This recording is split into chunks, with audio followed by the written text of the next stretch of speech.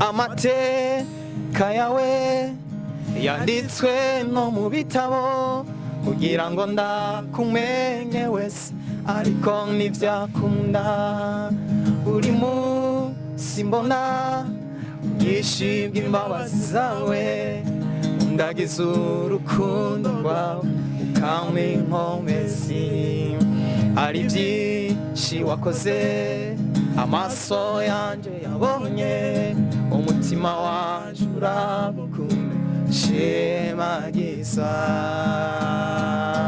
oh nzovuga uburyo ukora aho canke ibwirizwa rimbuza kwegera Imana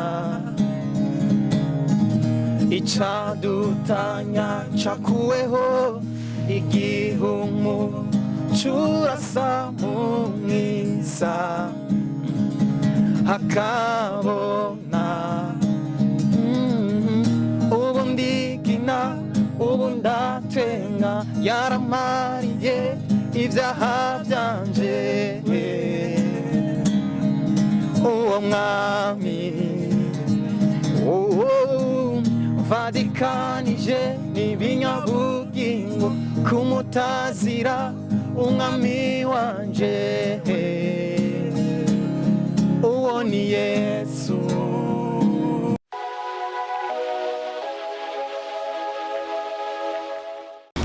Turabaramutsa cyane abakunzi ba ETBC-TV, mbega murakomeye mumeze neza mwaramutse n'amahoro. Nizera ko mumeze fresh aho muri hose, nizera yuko mwaramutse neza kandi bimeze neza. Ni ETBC-TV, imwe muri TV iri kirabikora neza online, iri kirabikora neza muri industry ya 257. Kabisa nababwira ko aho muherereye hose mushobora kugira like, mukagera share, mukagira na partage kuko icyo nababwira nk'inkebuzo televiziyo yawe cyangwa se video yawe uri kurayirabira k'ibintu ivyo uraba ntibiryoha utabanje kugira like, utabanje gupartage abandi bantu. Afata akantu kawe ugahe nyimba ari gendarme agire partage agahe are hama are nawe agaho wundi maze ibintu biryohe kugira ngo tubandanye turonka ibintu byinshi bica kuri ETBC-TV ariyo TV yanyu online. Uno munsi tubafitiye agakemanyi, tubafitiye agaseke, novuga ngo ni ibintu bishasha tugira tubone hano kuri ETBC-TV, aho tubona umutumire hano yaje yiteguye ameze neza. Bamwe bashobora kubaza ati mbega uwo mutumire ninde, nihe mpamvu ki ari ngaho? N'umutumire dufise ari karamamara cyane mu bijanye n'umuziki mpimbazamana, icyo twita gospel mu zindi ndimi. Ngira ngo twomuramutsa akabidondora akabibwira mbega ninde. Kaze cyane. Mwakoze cyane gose. Uyu mubona nga yitwa Yannick Yuta. Yannick Yuta gisigura Yannick ni pleno ntawe n'abavyeyi. Yuta n'izina ryanje rivuye muri Siwajibu ako Jibu kanyuma rero niko twavuye twitwa Yannick Jibu, mugaba kandi rero cha twitwa Jibu cha turagahindura mu rurimi rw'igihindi aho umva Jibu egale Yuta bisigura biti actuellement mpamagaye neza mpamagara Yannick Yuta. Murakoze. Mbega ni Yannick Yuta, kubera iki kuyita Yuta? Kubera iki utiyise Minani? Kubera iki utiyise bakamavinga? Kubera iki utiyise ba Cristiano Ronaldo? Kubera iki kuyita Yuta? Murakoze cyane gose, nibaza ko atahani mwari bwaryumve. Yuta ni izina ry'akazi, ni izina rya Miresi Chanson urugendo office canke iyerekwa iri claire ndiko ndakurikira. Mbega ni Yuta uno munsi ari single, twavuga ari wenyene canke ni Yuta yubatse? Jewe ndubatse, ndafise umugore mugabo ntiturabana. Mihandi majambo umugore wanje ntaboneka. Imana yaramuremye sinijuru itarabaho mugabo hasigaye ko duhura one day tukavyumvikana. Rero majambo make ntawe mfise agaragara muza gusanga muhira mugabo ndabizi neza ko ahari. Murakoze. Vyumvikana yuko ukwizera afise Yuta kurenza ukwizera ko abandi bantu bose bari kwiyisi. Umugore wiwe ngo arahari muga ntaboneka ngo bazohura enjuru. Mbega Yuta ariko de preference uramubona hano? None abantu ndamubona Imana nayo reka ndamubona nyine Imana nimubona nese ivyo vyivye nyine ari quelque part araboneka mugabo rero twe tubirindire gato kugira ngo namwe mushobore kumubona nyimba twe n'Imana tumubona se munana namwe murarindire natwe tumubereke ne ntimwo turindira kabisa. Ni Yuta tumaze kumva ko yitwa Yannick Yuta, no umwe mu baririmbyi b'indirimbo zihimbaza Imana za gospel, ariko arabikora neza hano twavuga mu gisagara ca Bujumbura. Mbega nivyo ni indirimbo za gospel ntituyenze? Je nibaza ko mutihenze kiretse nyimba mufise indi information si ce n'est pas ka indirimbo zihimbaza Imana kabisa. Ya ndi ndumuhokere nkora mu diho wa rock muziki wanje ndiko ndaririmba mpimbaza Imana uri cyane mu diho wa rock music kabisa. Twumva yuko umutumire wacu no munsi ntaje yoroshe kandi ntasanzwe, murumva yuko atera aje imbere cyane kandi hejuru gose. Bo twabarambiye aga freestyle gato abakunzi ba ETBC-TV tubacishirize ko babone sokese Yuta arashoboye cyane gato gusa, ubundi dukomeze. Ni byinshi wakoze amaso yanje yabonye, umutima wanje uragukunda shemagiswa. Zovuga uburyo ukora aho wansanze ibyo wambwiye, nzovuga uko nakubonye nasanze urenze ibyo wambwiye, nzovuga rwa rukundo rwawe ubwo wankunze nabikwiye kabisa. Ngo azovuga rwa rukundo rw'Imana, ngo azabamaze ngo hose ngo Imana yamukunze atabikwiye. Nibyo ni Yuta kabisa, tubona ariko arakora ibidasanzwe. Murumva ko aka kantu asanzwe na kantu umuntu wese ariko barandukurikirana yokunda. Mbega Yuta ni ryari wiyumvisemo ufise impano yo kuririmba? Pano kuririmba mfise experience yo kuva 2017 no 2018 ninjiye umugwa wa Holy Sound kurongora. Hanyuma tanguriye muri chorale ico gihe, mugabo ava ico gihe nakuze ndi umunyamuziki nkitangura mu wa mbere primaire nari mfise gitari nashobora kugenda na gitari yanje. Hanyuma evolution yanje yatanguye 2018 ninjiye muri chorale kurongora umugwa wa Holy Sound mu ishengero rya Holy Center, ari naho nsanzwe nsengera actuellement ubu nyene muvyeyi wanje imwe mu Apotre Jean Paul Manirakiza. Hanyuma 2020 so indirimbo ya mbere yitwa Ubundigina My Jesus Christ. Hanyuma ndabandanya gato 2021 muga 2020 mbao serie kuvyerekeye industry comme ça uriro tugeze ku ndirimbo zo gukora album ya mbere. Murakoze. Mbega tuvuze ngo watanguye kuririmba ikiringo, muri ico kiringo utubwiye, mbega impano yo kuririmba ni hari warabigufashijemo kugira ngo hari warimise cyangwa umuntu wararabiye ko gutyo bigatuma nawe wiyumvamo woririmba, cyangwa se n'ibintu byakujemo nko gutangura kuri wewe n'ubwawe ataho birabiye? Bo kuvuga kurabira ku muntu ivyo birumvikana ko kumuziki twe twawutanguje, mugabo cuno kugira coco Imana yarawutanguje muri twe gusumbya abandi bose. Nta muimitene mfise ndiko ndimita, mugabo nakuriye kuri televiziyo, ntanguye kuja muri uyu mudiho wa rock, canumviriza cane musique rock iriko irakogwa na Hillsong. Niwe nuvuga ko nakurikiye cane nkitangura kuvyinjiramwe 2018, ariko mugabo ubu niho nahavuye nitora nanje nkora musique rock, ariko nta muntu no kugira ngo n'umuntu ndiko ndimita pour le moment, no ndiko ndakurikira cima nashize muri jewe kabisa. Turavye ni Yannick Yuta ariko arakoresha imbuga zose, twovuga ngo turavye kuri Facebook, tukaraba YouTube, turabona ko ni Yannick kabisa ariko arakora ibikorwa bikomeye cyane. Turavye cyane ku rubuga rwa YouTube, turabona ko ufise indirimbo nyinshi, hariho iyo wise Intwari, hariho iyo wise Ibendera, hariho niyo wise Twegeraniye Hamwe, hariho iyo wise ngo Nahawe Isezerano, hariho niyatanguye iyo uvuze ivuga ati Ubundigina, hariho n'iyindi yise ibendera ndetse tugeze no ku yindi yitwa umuco. Izo zose ni indirimbo turavye ku rubuga rwa YouTube tubona ko ziriko zirasamirana. Mbega ko mbona abantu benshi bariko barakunda ibikorwa vyawe turavye ku rubuga rwa YouTube turaba abantu bakariko barakunda ibikorwa vyawe cyane. Mbega ni ikihe kintu ukora kugira ngo abantu bakunda ibikorwa vyawe cyane? Murakoze cyane gose. Ikintu nkora nibaza ko sije ndiko ndakora je nyene n'Imana ibirimwo ubushobozi bwa mpwemera bubirimwo, ariko mugabo kandi Imana ishobora gukora umuntu ntishobora gufasha umuntu atifashije. Ndi ku kazi ndiko ndakora ndiko ndagerageza gukora imiziki myiza hama bakunzi bakadufasha bigashika kure, ariko kandi ntiturakora ahubwo nyabo nawe turagomba gukora kugira ngo isi yose ibimenye dukurikirane imenye no message n'ico Imana yaturinkanye ngaha ku isi. Ibisigaye novuga ko n'ubuntu butandukanye tugira gutandukanye ni byo bitu difference muri ko mara imboga zacu burya bari ubuntu butandukanye buturiko twese abartiste ya bitandukanye nyene tubwire aho tugeze naho dushikanye turashima Imana byose ni kubera Imana kabisa.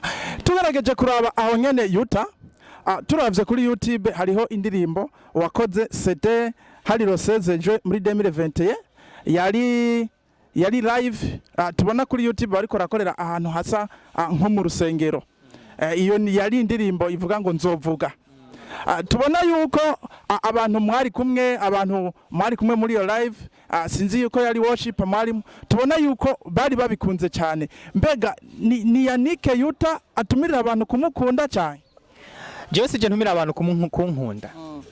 Mugabo Imana yashize message muri jewe nici tumira abantu gukunda message. N'abantu bamwe bakunda Yannick Yuta bakunda message mfise n'ibikorwa ndiko ndakora. Kwako jewe ndasanzwe nejo nshobora kutaba umubiri wanje ubona. Mugabo uzobona nzovuga, uzobona na hausezerano, uzombona ntarapfa naho nzoba ntakiri mu mubiri. Bisigura ko rero sijewe mpamagara abantu kunkunda, abantu bose bakunda ijya connection iri hagati yabo n'Imana kubera turiko turakora ya. Urakoze cyane. Tugaragaje kuraba ku indirimbo nzovuga.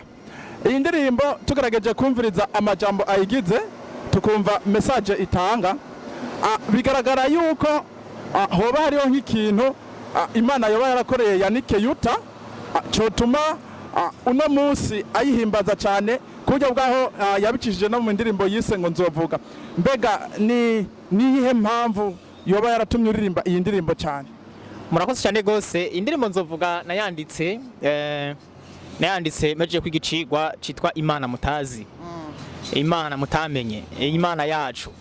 Hanyuma muri ico gihe kituma uza kubona amajambo yayo igihe ariko ndiga kubera kinayizi kubera kiteme yari umuvyeyi wacu imwe mu apotre Jean Paul Markiza yaratwigishije iyo teme Imana mutazi. Hanyuma kubera Imana tutazi koko nsubiye inyuma nsanga vraiment Imana ntabwo twigeze tuyimena muga actuellement ku munsi turayimenya.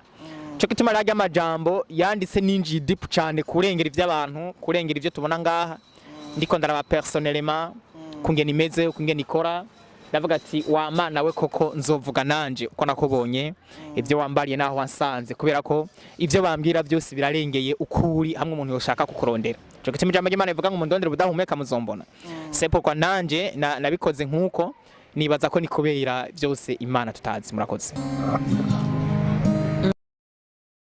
Amateka yawe yanditswe no mu bitabo kugira ngo ndakumenye wese ariko ntivyakunda uri munsi mbona ubwishyu bw'imbabazi zawe ndagize urukundo rwawe ukampa inkomezi hari byinshi wakoze amaso yanje yabonye umutima wanje uragukunda shemagiza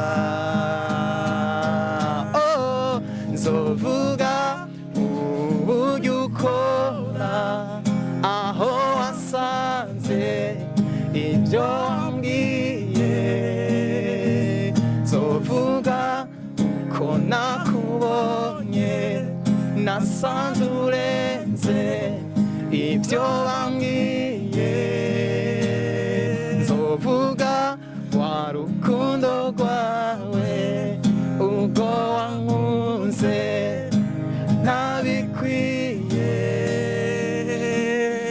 kabisa. Mwumva ko biryoshe cyane ariko nimutangane nanje kuba ndamufashije. Mbega ni Yannick Yuta akorera hanze canke ni Yannick Yuta afise urushengero kanaka bakoreramo? Je nsengera muri Holy Center, niyo eglise yanje nkunda. Eglise yanshikanye kuri ibi byose ubona niyo natumye nitora. Niho nsengera kabisa. Niri mu Ngagara hajyamande isoko nyene. Irongowe na Apotre Jean Paul Manakiza, president wa FEBABU. Murakoze. Murakoze cyane. Mwumva yuko ni Yannick Yuta asanzwe afise uburongozi bumukurikirana, asanzwe afise ahakorera ibikorwa vyiwe. Urumva yuko niyoreka gutera intambwe kameme afise abamushigikira, afise n'uburongozi. Mbega Yannick Yuta ukora collabo? Eske ufise umugwi urikorana mu bikorwa vyawe mu ndimbo zawe uririmba, urafise abo mukorana, ufise umugwi mukorana, bimeze gute? Jewe ndikorana ubu ndiko ndakora ku giti canje nka Yannick Yuta, ariko kandi ndiko ndakorera umugabo wa Holy Sound nk'umurongozi wawe international, donc urongoye mu ishengero ryacu rya Holy Center rimaze kugarukira hose. Hanyuma ndafise nabo dukorana nkoresha personnellement ya ego. Hanyuma kuvyerekeye gutanga amakolabo ni turabikorera ko neza mugatwa turabitunganya vuba cyane muzobimenya canke natwe tuzokwakira muzobimenya. Murakoze cyane. Tugaragaje kuraba ku rubuga rwa YouTube Mr Yuta, turabona yuko iyo uri kuraririmba keshi ububoneka nk'umurepresenta, ariko abari abandi bantu novuga mbona bameze nk'umugabo bariko baragufasha inyuma yawe. Mbega ni crepe yawe ufise ukoresha canke ni nabo mukorana ibikorwa vyawe? Bo nabo tukorana ibikorwa kandi n'abakunzi ndatumira iyo ndiko ndakora bijya bikorwa shootinga bakaza tugakorana ijya live. Ya urumva ko ni beshora kuri eglise, abandi babari inshuti, abandi babara artiste bagenzi banje. Ya tora tubivuga iyo hageze ko dukora kugira ngo abantu bose baze dufatanye ibya mwanya duhimbaza Imana. Ego. Ni Yannick Yuta mbona ibikorwa vyo biba bikunzwe cyane. Twovuga ngo hariho indirimbo umuco. Indirimbo twovuga yuko nayo yakunzwe n'abantu benshi cyane. Tubona ku rubuga rwa YouTube iyo ndirimbo yakunzwe n'abantu cyane, kandi mu kuyikora kwawe abo mwayikoranye twabona ko bari bahimbawe cyane, ariko rukundo batubwira Imana izana mu bantu ikaruzana mu ugakora ibikorwa abantu bakarama. Mbega ni indirimbo umuco waducishiriza ko akantu gatonya tukumviriza ikintu wayivugako? Ndemeza ko nakiwe, ndemeza ko nakiwe n'umuco w'Imana nzima, n'umuco w'Imana nzima. Kera nari mu mwijima, kera nari mu mwijima, ukomeye nduwo gupfa, ukomeye nduwo gupfa. Wasanze aho nihebuye, wasanze aho nihebuye, umurusha go kubaho, uruhusha rwo kubaho. Wankunze by'igitangaza, wankunze by'igitangaza, ibyo nashoboye no kumenya, ibyo nashoboye no kumenya. Yesu wanje, Yesu ndagukunda, mukunzi mwiza ndagukunda. Mbega hano mu Burundi dusanzwe dufise abandi baririmbyi baririmba indirimbo zihimbaza Imana. Mbega kubijanye n'urukundo mu baririmba, mbega urukundo ruragwiriye mu baririmbyi muririmba indirimbo zihimbaza Imana? Urukundo ruhari, urukundo ruhari, ntazi hibaze n'abantu baza nka rukundo ruhari.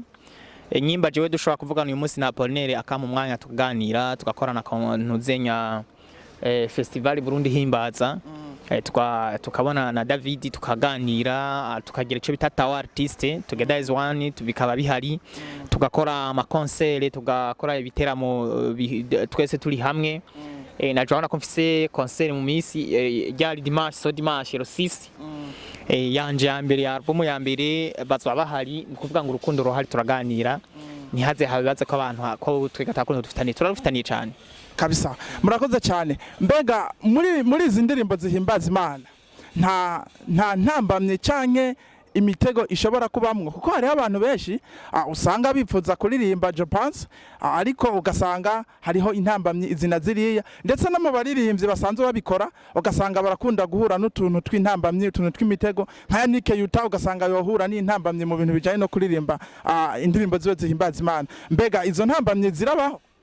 intambamyi nyamukuru niyo umuntu personnel y'ivyiyumviro yumviriye si ivyo bahuye navyo kubera ko utegerezwa guhaguruka watsinze ivyo muzohura utaratsinda ivyo muzohurira mu barabara ntushobora utarabitsindira indani muri wewe muhuye birakumena ugasubira inyuma ariko iyo utanga urugendo ubanza gutora inyishu z'ivyo muzohura kugira ngo nimwahura ntibe bishasha ahubwo bigutere kubandanya rero izo ntambamyi zose abantu babona nuko batari decida kubandanya si sone paroka ukore neza intambamyi zirahari ukore nabi intambamyi zirahari ibyo ushatse gukora byose abantu bategerezwa kubikritika canke babikunde mugabo essentiel n'umuntu yahagurutse uwo muntu yahagurutse radasubira inyuma niwe ashobora kuvyara ikintu kwisi rero nimuze bababeshe intambamyi zizokwamaho ibyiza bizokwamaho mugabo ibyo byose bifutwa n'umuntu yafashe decision dale kuzana icashaka kabisa. Ibi vyiyumviro nibi bitekerezo vy'umutumire wacu numva biryoshe cyane kandi biteye igomwe biryoshe no kumviriza. Mbega ni Yannick uno munsi yimanaginga nta manager ufise ibikorwa vyawe ukora ni wowe ubikurikirana bimeze gute? Ya jewe ibikorwa vyanje niko ndakora nje ndabikurikirana aho ngeze ubu ariko bitasigura ko tudakeneye mu manager ni yaba hari ariko aratwumviriza arashobora kuza tukaganira ni sawa. Vyumvikana yuko uno munsi agasponsor kabonetse karakenewe 100%. Murakoze cyane. Mbega ni Yannick Yuta exactement umuntu aciye kuri ETBC-TV iyi channel ya ETBC-TV akabona ikiganiro yakoze akumva yuko umu manager abonetse vyo bavyiza ni Yannick Yuta bo mukura hehe bo mukura ku mbuga izihe adresse mu bisanzwe yumvikana? Adresse yanje yumvikana nuko unsanga ku rubuga rwa YouTube, Facebook, Instagram na imbuga zose ziriko zirakora ama ukandika Yannick Yuta candikwa ni U na T 2 na A na R hanyuma ubu ntoye cyangwa kanora ku nimero zanje ziriko nyene kwizo mbuga 61 134 115 ubu ntoye direct. Murakoze. Murumva yuko jise ucinjira muri YouTube canke ukandika muri Facebook ukandika Yannick Yuta uhita umutora ningonga vyihuse atagisabye. Mbega turabona concert turavyano turabona concert yawe ya mbere yiswe Ndigina. Mbega iyo concert nayo uri kuyitegura gute bimeze gute abakunzi ba ETBC-TV uradutumira cyane? Ndigina album concert ni concert ya mbere ntanguye gukora igihe ntangura urugendo kwanje kwandika indirimbo 2006 hanyuma ni album ya mbere nkoze nzoza natanga suforume ya album ya album ya mbere rigizwe indirimbo 9 8 zizwi n'indi imwe yagakemanyi nzoha abakunzi bazogura flash hanyuma izoba dimanche dimanche itariki 6 à l'église Holy Saint à 17h Holy Saint iri hamande isoko yangagara hanyuma ko bizoba bimeze tuzokwigina kabisa nayitiriye indirimbo yanje ya mbere yitwa ubu Ndigina twatanga guposta kuri YouTube nico gicapo c'umuzi turatumirira abakunzi bacu bose n'abakunzi ba televiziyo ETB hama ETBC ya ETBC-TV ya hama mwese hamwe tuze duhurire mu ngagara mubone umukunzi wanyu Yannick Yuta ari karakora musique yiwe live avec team byose biramaze guhera a 80%. Ubu ngire tuvugana concert sani yaheze hasike kuri merci cyane novuga ngo turamukunze cyane umutumire wacu Yuta ono musi yatuzaniye ibintu bidasanzwe kuri ETBC-TV ndabibutsa ngo mubikurikirana kandi ama share na like n'ama partage aba meshi. Mbega Yuta iyo umuntu ari karakora ibikorwa abafise ihangiro cyangwa se aho yifuza kugera ni hehe wifuza kugeza ibikorwa vyawe? Ku ndirimbo 2006 indirimbo 2006 niki kintu wotumirira les jeunes d'aujourd'hui generation uno munsi gukora mu bijanye no kwegera Imana no guhimbaza? Cyambere bamenye yuko umuntu tarakira Kristo atazoja mu ijuru azoja mu muriro kuko Yesu Kristo niwe nzira n'ukuri n'ubugingo hanyuma bishinge kureka kwiryohera umuntu wese agira yerekwa ni yashaka gushika nivyo ashaka kuvyara burya nagenda kubwire yuko passage y'umuntu nivyo yakoze suko bamubonye ariko aratembera adeyamba mu barabara ya passage y'umuntu ni histoire n'ibikorwa yasize vyamuherekeje. Murakoze cyane gose. Turavye ku rubuga rwa YouTube Yannick turabona iyindi ndirimbo yahitinze cyane indirimbo wise Intwari. Mbega iyo ndirimbo kubera iki kuyita intwari? Intwari kubera intwari ni Yesu.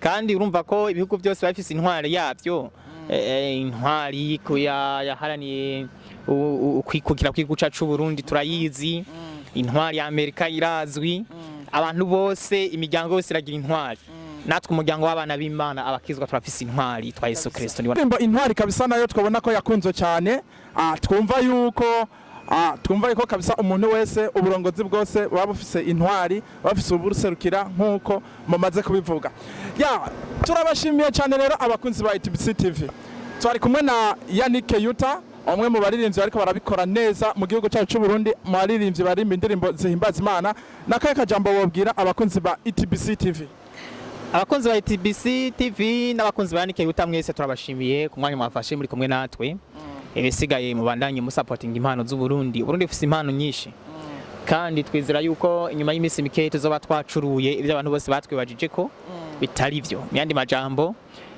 Burundi bwubahwe na cyane Imana yacu yubahwe umwami yubahwe Burundi bwubahwe bisigura biti turi kumwe twese birashoboka muze duteze igihugu cacu imbere cyose bizogenda neza hamwe na Kristo dutuma biba kandi biryo cyane amen murakoze cyane twari kumwe na Yannick Yuta umutumire twari dufise uyu munsi ndabibutsa kugira like mugire share mugire na partage abatari sabone canke abatari subscribed mugire subscribe kugira ngo mubandanye mukurikirana ibiganiro bica kuri channel ya ETBC-TV ambibutsa ko mwari kumwe na Even New System turabakunda cyane kandi turabishimiye ciao ciao